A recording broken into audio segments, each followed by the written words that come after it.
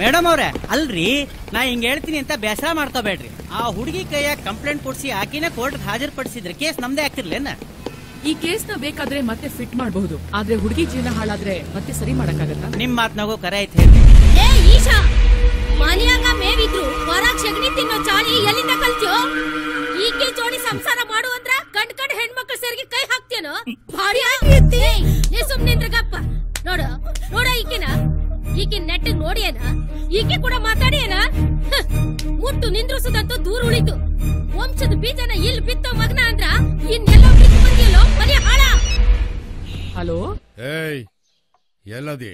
ನಿಮ್ಮ ಏರಿಯಲ್ಲೇ ಇದೀನಿ ಗುರುವೆ. ನಿಮಗ್ ರಕ್ಷಣೆ ಮಾಡ್ಬೇಕಲ್ಲ, ಯಾಕೆ ಏನ್ ವಿಷಯ? ಈಗಿಂದೀಗ ಮನೆಗೆ ಬಾ. ಓಕೆ ಗುರುವೆ. ರಾಮ್ ತೇರಿ ಗಂಗಾ ಮೇಲಿ ಹರಿದ್ ಬಂದ್ಬಿಟ್ಲು. ನಾ ಹೋಯ್ಕೊಳಕ್ ಹರ್ತೀನಿ. ತಮಟೆ ಮಾರಮ್ಮನ್ ಮಕ್ಕಳೇ, ಎಲ್ ನಾಟಿ ಮಾಡಿದ್ರೇನು? ಫಸಲ್ ನಮ್ದೇನೇನು? ಮುಂದಿನ ತುಗಲಕ್ ರೆಡಿ ಆಗಾನ? ತೊಟ್ಲು ತುಗಾಕಂತಿ ಹೋಗು, ಕರ್ಕೊಂಡೋಗೋ ರಂಗೋಲಿನ.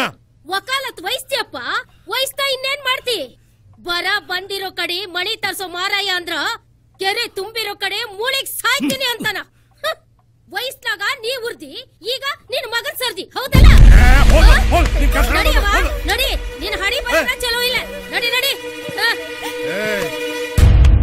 ಊರ್ ಮ್ಯಾಗ ಊರ್ ಬಿದ್ರು ಶಾನ್ ಮಗೋರ್ ಕಾಲ್ಗೆ ಏನು ಆಗೋದಿಲ್ಲ. ನಾವೇ ಆದ್ರೆ ಕೆರ್ಕೊಂಡ್ ಮುಂದೋಗ್ತಿರ್ಬೇಕು.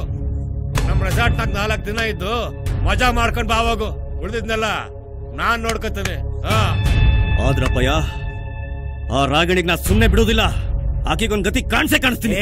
ಸೋನಿ ಮಳಿ ಬರ್ಲಿ, ಊರೆಲ್ಲ ಓಡಾಡ್ಸ್ಕೊಂಡ್ ಬೀಜ ಬಿತ್ತಾಕತ್ತಿ. ಈಗ ಹೋಗ.